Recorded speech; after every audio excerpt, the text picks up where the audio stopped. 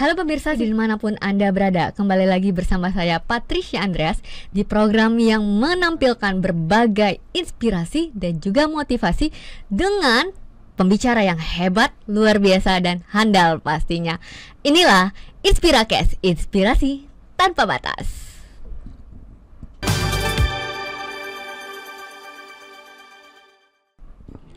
30 menit ke depan, kita akan membahas banyak sekali inspirasi dan juga motivasi-motivasi yang pastinya bermanfaat untuk kita semuanya. Dan hari ini kita akan membahas tentang menghindari terjebak dari perang harga. Nah, hari ini sudah ada nih pembicara kita yang luar biasa. Beliau merupakan selling therapist dan personal development coach. Langsung saja, inilah Coach Vindiarto. Hai Coach, halo. Apa kabar Coach? Kabar selalu harus baik. Sehat ya? Wah sehat, harus dijaga sehat, terus. Luar biasa. Coach, apa nih kesibukannya nih sekarang Coach? Sibuknya biasalah simatupang. Simatupang apa tuh? Siang malam tunggu panggilan. Waduh, harus masuk ini ya, cuan terus ya. Jadi gimana Coach sekarang melihat selling, ini kan selling terapis nih Coach. Selling dari dulu hingga sekarang tahun 2025, ada perbedaan nggak Coach? Perbedaan yang mendasar sebetulnya lebih di arah proses ya. Dulu alternatif lah. Dulu orang membeli sifatnya hampir offline semua. Nah sekarang ada challenge baru. Artinya apa? Ada pasar melalui online. Betul. Tapi proses sellingnya apakah berbeda? Tentunya pasti ada perbedaan. Nah, kemudian lagi apa yang membedakan? Membedakan sebetulnya hanya dari segi proses, tapi keterampilan tetap dibutuhkan. Keterampilan pasti dibutuhkan ya. Keterampilan berkomunikasi, keterampilan menggunakan gadget, keterampilan macam-macam lah yang berkaitan dengan selling tentunya. Termasuk harga ya Coach ya. Bersaing dengan harga sesuai dengan tema kita hari ini tentang bagaimana kita yaitu dengan harganya. Gimana Coach Min? Begini. Banyak orang sales kan bukan banyak ya, nyaris orang sales itu kan nggak kuliah. Nggak kuliah artinya tidak ada fakultas selling, itu satu hal. Maka tergantung siapa gurunya dan siapa pengalamannya. Nah, ketika gurunya adalah produk industri tertentu, maka yang latar belakang produknya adalah backgroundnya jual harga murah, maka ilmu yang akan dipakai adalah ilmu harga jual murah. Jadi begitu ada mahal dikit minta diskon dan diskon tiada henti. Tapi kadang orang mikir ya udahlah yang penting laku Coach. Gak apa-apa emangnya Coach. Kalau filosofinya hanya sekedar laku mungkin kurang tepat karena bisnis tujuannya cari cuan. Bukan cari laku. Laku kalau rugi. Kalau misalnya dunia kuliner kan begitu juga Coach. Enggak juga. Oke. Kuliner ya kalau kita lihat lah apa sih makanan di Jakarta contohnya ketoprak. Ya oke. Ketoprak. Mungkin dari 12.000 sampai 70.000 pun ada ketoprak. Betul. Iya, artinya apa? Kita berada di pasar mana? Pasar 12.000 kah? Pasar 15.000, 17.000 atau pasar 70.000 gitu ya. Nah, di pasar yang murah yang gerobak sekalipun yang sering itu pun range-nya kan ada 10, ada yang 13, ada yang 12. Toh terjadi perbedaan juga 1.000, 2.000, 3.000 kan ya. Nah, itu contoh. Jadi harga memang menjadi sebuah nilai yang harus dijual dan tidak ada harga yang gratis. Ya tidak ada servis yang gratis. Servis gratis begini. Kita naik penerbangan lah. Jakarta Surabaya, pesawat yang sama, ya, pilot yang sama, gitu kan, berangkat jam sama, tapi harganya bisa beda antara ekonomi kelas dengan bisnis kelas. Jamnya sama, selamat bareng, celaka bareng, gitu kan. Tapi harga kan bisa berbeda. Apa yang membedakan? Servisnya kan, kenyamanannya. Di belakang 3 row punya kursi, di depan 2 row, lebih lebar, lebih nyaman, bayar lebih mahal. Kemudian mealsnya di belakang mungkin dapat snack box, di depan pakai tray. Itu kan kenikmatan. Ada harga, ada kualitas. Terus di belakang kalau manggil peserta, para penumpang, kami yang budiman, yang baik hati, ya para penumpang. Kalau di depan kan enggak. Selamat siang Bu Patris. Nah bayar itu ngomong selamat siang Bu Patris. Karena premium. Karena premium. Dan artinya apa? Itu untuk satu pesawat yang sama. Apalagi kalau dikomparasi dengan pesawat-pesawat berbeda. Perang lagi harga tuh.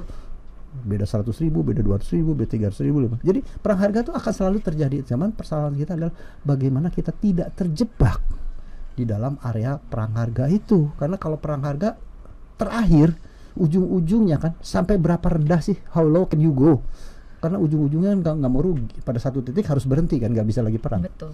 Tapi jika terjadi pun kita maksudnya perang harga sampai benar-benar diskon up to berapa gitu 70%, terus ini viral dan segala macam, gimana sih tipsnya coach? Oke.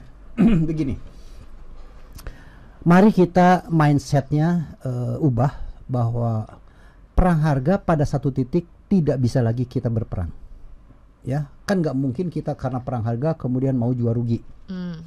Turun tetap saja masih ada untungnya kan. Andai kata rugi pun mungkin sifatnya kalkulatif, temporary, saya sampai titik tertentu rugi, nanti setelah itu saya akan kembali lagi ke normal. Jadi rugi, tidak ada bisnis rugi, itu satu hal. Maka mindset kita kan jangan sampai price war, tapi kita harus geser menjadi value war. Perang nilai, bukan perang harga. So, kalau perang harga nggak ada habisnya. Dan orang perang harga kan ya nggak usah sekolah lah. Iya. Tinggal nambahin diskon aja udah dapet. Diskon besar-besaran ya. 20 kita kasih 25 kasih 30 kasih 35, kan nggak perlu sekolah itu. Betul. Dan sekarang kan apalagi seperti yang di awal Coach Min bilang bahwa sekarang itu penjualan juga sudah banyak beralih ke online, termasuk yang toko offline dan segala macam tetap masih ada. Dimana banyak ini nih, kalau kita anak muda itu banyak belanjanya di tanggal-tanggal kembar, Coach. Perang harga tuh, oh harga sini miring di tanggal 66, 55. Gimana Coach tanggapannya? Ya itu pinternya konsumen saja, saya bilang. Ya sebagai konsumen tentunya senang, sebagai konsumen. Tetapi sebagai produsen kan belum tentu senang sebagai penjual. Ya. Jadi dua titik ya, itu harus lihat ya. Kenapa kita tidak ikut dalam arena tersebut? Ya. Ada dua hal sebetulnya. Yang pertama adalah memang kita punya produk berbeda. Jadi kalau ketika saya punya produk berbeda, harus disamakan dengan produk yang lebih jelek, lebih buruk, lebih nggak bagus servisnya, kan nggak comparable juga. Itu satu. Kedua juga, saya tidak mau bisnis terjebak di dalam red ocean. Saya ingin cari blue ocean. Jadi artinya apa? Saya nggak mau terjebak dengan barang-barang yang terlalu massal sehingga energi kita besar, omset kita besar, tapi cuan kita tipis. Kan ngapain ya? Yang mending cari yang wajar-wajar aja. Nah, wajarnya itu adalah kita harus tahu titik equilibriumnya. Maka pada harga berapa saya naikkan, ini ada price sensitif ya ilmunya. Harga nih, kalau saya naikin harga ini 2% atau 5%, maka berdampak penjualan gimana? Kalau harga saya turunin sekian persen, dampak terhadap penjualan gimana? Nah itu price sensitivity ini kan perlu belajar. Nah itu yang perlu belajar, itu nanti saya mau gali lagi ya. Kok sebelum itu kita harus rehat sejenak, harus break sejenak ya. Untuk itu pemirsa dimanapun Anda berada, tetaplah bersama kami di InspiraCast, inspirasi tanpa batas.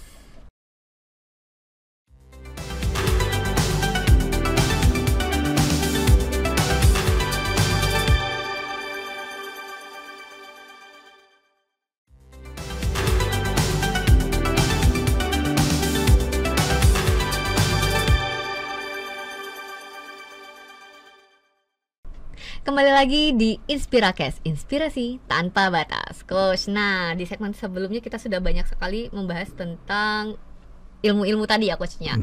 Apakah terkait juga dengan yang namanya relationship quality, Coach, atau CRM itu sendiri, Coach? Baik, nah ada beberapa pilar yang perlu kita miliki atau ketahui ketika kita punya harga menjadi sebuah weaknesses. Kalau kita bicara dalam konteks kan menghindari terjebak perang harga. Artinya mungkin harga kita tuh relatif lebih tinggi, tapi belum tentu lebih mahal. Nah filosofi lebih tinggi belum tentu lebih mahal. Nah ini satu hal yang perlu kita pahami. Nah, saya asumsikan bahwa harga kita kalah weaknesses, maka perlu dibayar oleh komponen di luar harga. Ya, jadi harga kemahalan maka dibayar oleh apa? Produk quality. Quality kita mesti lebih baik gitu ya. Aspek apa? Nah kembali produk fitur, produk benefit, produk advantage, produk komersial kita mesti bisa explore. Asumsi juga harga kalah, produk sama gitu ya. Maka kita bisa explore aspek yang lain, service quality. Bagaimana pelayanan kita, kecepatan melayani kita, bagaimana kita after sale service-nya, bagaimana kita garansinya, semua service. Ya, gimana kalau ada keluhan cepat tanggapnya segala. Nah, itu komponen-komponen yang perlu kita bayar ketika harga kita menjadi kemahalan atau lebih tinggi. Maka tidak bisa harga lebih tinggi, produk sama, service sama, relasi sama, kecepatan sama, ya pasti kita kalah. Maka perlu dicari alternatif lain. Ya, itu ya. Nah, service quality itu isinya apa? Mulai dari bagaimana delivery kita lebih bagus enggak? Service quality apalagi contohnya? Oke, kalau pesan produk pesaing nunggu 3 hari. Kalau pesan produk saya hari ini order, besok nyampe. Itu service. Kalau produk pesaing rusak, andai barang itu rusak, beli harus nunggu technician-nya. Kalau barang saya rusak, telepon 2 jam technician datang. Itu kan artinya service kita lebih baik. Kemudian ada lagi slogan service itu kan 7 kali 24 jam. Artinya apa? Setiap saat. Nah, mampu nggak hal-hal di luar daripada produk? Artinya luar produk service ya, kita explore. Mensupport produk itu ya berarti. Iya, karena kelemahan harga tadi kan perlu dibayar. Betul. Nah, dibayarnya oleh apa? Dibayarnya oleh product quality, dan kedua adalah dibayar oleh service quality. Nah, kita masih punya lagi bayaran-bayaran lain agar kita tidak merasa terjebak atau takut bahwa harga jual kita kemahalan. Sebab kalau kita bicara tentang jual barang mahal terus takut terus, kan nggak pernah ada orang pakai mobil mewah. Nanti semua kendaraan transportasi pakai bajai semua kan. Nggak akan laku Mercy, nggak akan laku BMW, nggak akan laku Lamborghini kalau orientasi harga murah. Begitu juga sepatu kan. Kalau orang orientasi sepatu hanya alas kaki agar tidak luka, kan ngapain pakai sepatu 10 juta, 8 juta, 5 juta, 2 juta. Pakai aja yang 20.000. Gitu kan? Beda pandangan juga ya, Coach. Ya tentunya kan pasti ada hal-hal lain kenapa 20.000 kok kenapa ini 30.000. Nah 10.000 ini kan harus dicari apa benefit yang saya dapatkan. Ya baik bisnis produk maupun bisnis jasa sama. Dokter juga begitu kan. Ada yang 300.000 dokter, ada yang 400.000, 500.000, bahkan 1 juta. Apa yang membedakan? Pasti ada servisnya. Selain servis apa? Bisa aja produk kecanggihannya ataupun apa ya. Kalau dokter mungkin mujarabnya kali ya, datang sekali sembuh, yang kesana masih 3 kali sembuh. Beda gitu ya. Obatnya generik atau enggak gitu ya. Dan terutama apalagi kalau lagi promo dokter gigi, nah dapat gigi cabut 1 dapat 2. Waduh, bolong 2 dong. Coach, saya mau tahu nih, apa Coach ada pengalaman dengan klien menanggapi tentang terjebaknya harga sendiri? Apakah bisa cross gitu antara dia punya produk yang tidak sama dengan, maksudnya gini, ada satu perusahaan memiliki produk yang bukan sejenis gitu Coach. Lalu apakah dia bisa saling terjebak harga nggak Coach? Maksudnya bisa cross gitu Coach? Kalau produknya tidak sejenis kan nggak comparable ya, nggak comparable ke satu. Terus kedua juga ketika tidak sejenis kan fungsinya sudah berbeda. Maka fungsi berbeda itu atau kelasnya berbeda. Ya, produk kan ada kelas low end, ada middle end, ada high end gitu kan. Nah tentunya setiap produk punya kelas-kelas sendiri. Nah low end kecenderungan dibeli oleh siapa? Orang-orang yang price sensitive. Saya membeli produk karena murah, itu menjadi dominan. Contohnya apa? Ya tadi, kalau beli air ingin untuk haus, ya beli yang murah lah, sekedar air aja, jangan comberan. Tapi kalau orang ingin minum air karena untuk kesehatan, maka berbeda pilihan. Bagaimana yang kadar mineralnya yang 0, tidak ada kandungan besinya, zinc dan sebagainya gitu kan ya. Nah ini kan sudah membedakan kelas. Jadi produk akan berbeda, fungsi berbeda, kelas berbeda. Nah maka ketika terjadi perbedaan inilah, channel yang dijual juga akan berbeda. Kalau barang murah saya jualnya kemana? Barang menengah saya jualnya kemana? Barang tinggi saya jualnya juga kemana? Kan ini channelnya berbeda. Maka ketika channel berbeda, orang yang dihadapi berbeda, cara jualnya berbeda. Gitu loh. Itu yang penting tuh, cara berbeda, yang ya pangsa pasarnya juga beda, ya kan? Terus juga yang pembeli juga beda pasti, jelas. Cara jualnya menjadi beda. Tapi Coach gimana ya? Kita melihat bahwa pangsa pasar sekarang itu, walaupun ya sekarang sudah terlihat ya Coach ya, para pembeli ini sudah mulai melek sama harga yang premium, harga yang ini karena ada ini. Dan indikator untuk maksudnya gini, indikator bagi kita melihat wah ini adalah premium dan gua wajar nih membeli harga premium ini dengan harga segini. Maksudnya apakah ada indikator seperti itu Coach? Ya. Konsumen tuh intinya kan dibagi 3. Ada yang price sensitif. Keputusan membeli itu karena faktor harga dominan. Mana yang paling murah itu yang saya beli. Oke. Ada juga konsumen yang quality sensitif. Kualitas terbaik itu yang saya beli. Harga dia tutup mata. Ya, itu kan kualitas kedua. Yang ketiga konsumen yang disebut dengan value sensitif. Menimbang-nimbang. Oh, ini bagus tapi mahal banget. Oh, ini murah tapi kok jelek ya sesuatu. Nah, mereka nggak akan beli di situ. Mereka akan memberikan value yang antara harga dengan kualitas balance menurut mereka. Itu yang kelompok ketiga, itu yang disebut dengan value sensitive. Value sensitive. Wah, luar biasa nih Coach ya. Nanti saya mau dengarkan tips-tipsnya nih ya Coach ya, yang sangat dalam untuk pemirsa yang ada di rumah. Tapi kita harus rehat sejenak untuk itu. Pemirsa dimanapun Anda berada, tetaplah bersama kami di Inspirakes, inspirasi tanpa batas.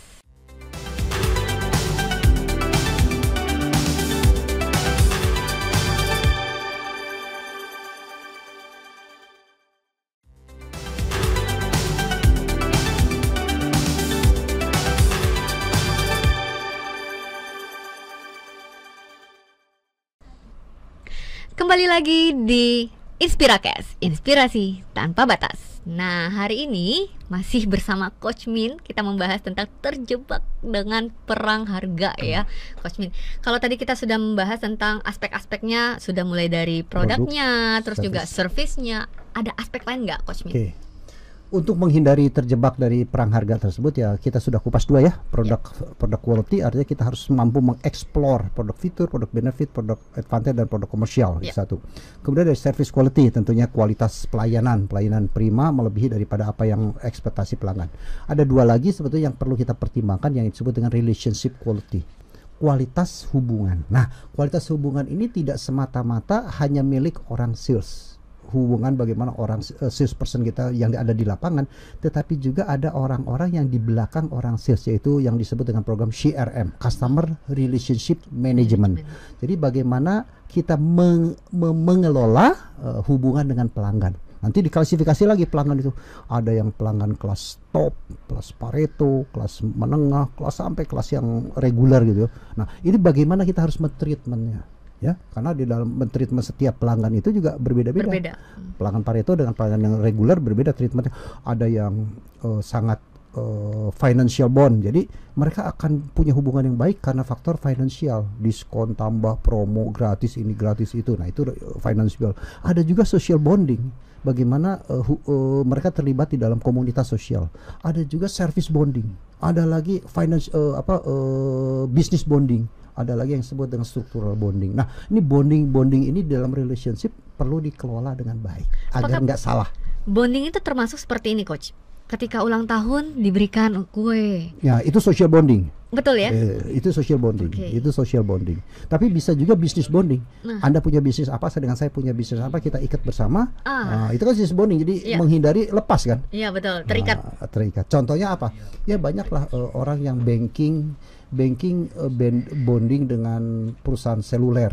Nah, itu kan ada bonding, itu saling ikat ya. Betul. Antara bank dengan pihak perusahaan seluler, itu bonding. Atau penerbangan dengan hotel, itu kan ada bonding ya.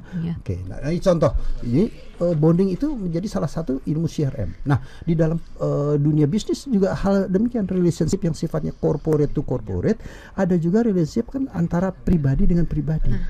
Orang lapangan kita, orang sales force kita dengan orang lapangan pihak pelanggan. Bagaimana relationship yang bagus? Karena masyarakat Indonesia 67% membeli karena hubungan. Nah, emosi, kedekatan ya, karena ini gitu, nih. Ya. Yang 30% memang rasio. Produk lebih bagus, harga lebih bagus. 67% adalah membeli karena faktor apa? Non rasio, emosi. Sungkan. Udah tanggung, udah pelanggan lama gitu kan. Atau yang jual nih saudara nih, lingkungan relasi. terdekat. Itu kan masuk relasi ya.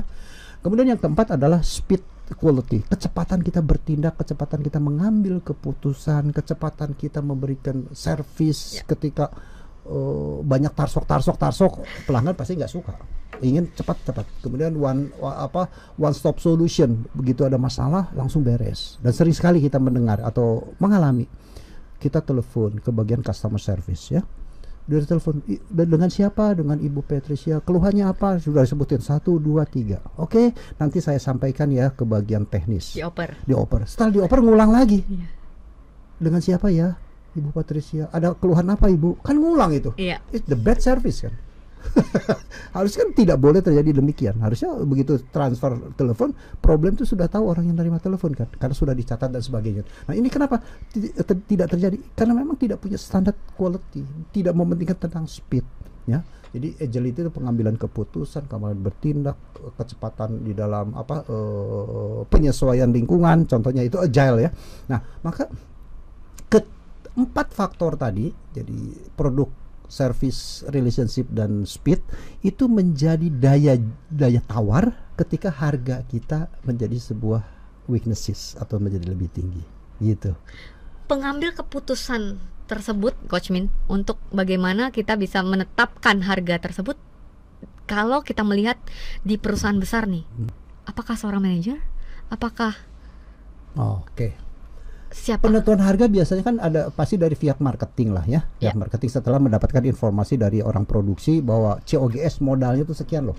Nah, tinggal nanti dihitung biaya operasionalnya berapa, biaya lain-lain berapa, biaya promosi berapa, marketing maka akan menentukan harganya X. Nah, ketika menentukan harga X ini, harga yang akan dijual, dia biasa komparasi dong. Pesaing seperti apa gitu ya, produk kita seperti apa, keunggulan produk kita apa, maka akan muncul lah. Nah, kemudian ditentukan tadi, ketika harga ini saya tentukan sekian, ini harga ideal, tapi saya pengen cuan lebih gede loh. Nah, maka dengan asumsi tadi, price elastisitas, produk kita elastis atau tidak. Kalau produk kita tidak elastis, naikin berapapun, nurunin berapapun nggak pengaruh. Tapi kalau produk kita sangat elastis, maka naikin sedikit dampaknya menjadi besar, tapi turunin dikit harga kita, dampaknya juga besar. Itu produk yang disebut elastis. Apa? Saya ngasih contoh produk elastis. Beras naik 500 perak. 500 perak saja itu pengaruh terhadap penjualan langsung loncatnya tinggi, turunnya tinggi, naik. Turun 500 juga terjadi loncatan tinggi. Itu namanya produk elastis. Tapi produk tidak elastis seperti apa? Yang saya ngasih contoh yang ekstrim. Lukisan.